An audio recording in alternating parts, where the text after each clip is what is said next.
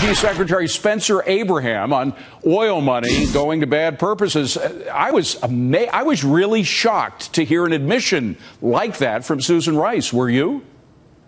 Well, yeah, it is sort of a startling statement and an acknowledgement of what a lot of people have already pointed out, which is that this is a pathway that's a fairly quick one to the lifting of sanctions, which quickly turns into the exporting of oil, the gaining of revenues, and the ability to use those revenues for evil purposes. Well, she's essentially saying, yes, we're helping Iran fund terrorism.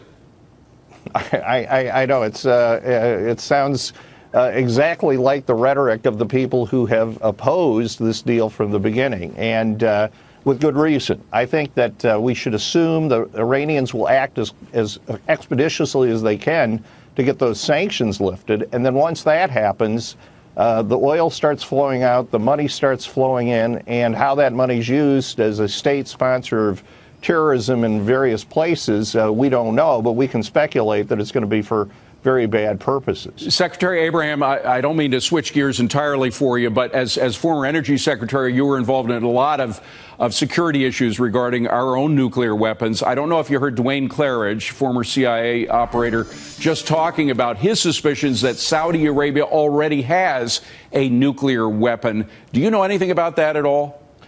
Well, I'm not going to comment on that. I think most of the expectation is that if, in fact, Iran begins to renege on this deal, that the other states in the region are going to be inclined to try to protect themselves. And that's the kind of concerns I think a lot of the opponents of this deal have had, is that there's almost nothing to stop the spread of an arms race in the region once this deal moves forward, which it appears that it will. I'm just going to push back a little bit because I know there are national security interests involved, but are you not going to talk about that because you know something about it or because you know nothing about Saudi Arabia? No, I do not know what the status of their capabilities are. I just know what they certainly would feel in terms of the imminent threat that might be posed here, and I think they certainly have the resources yes, they do. To act on that concern. And they did fund a majority of Pakistan's nuclear program as well. Spencer Abraham, former Secretary of Energy, thank you very much for being with us, sir. Sure. Appreciate it.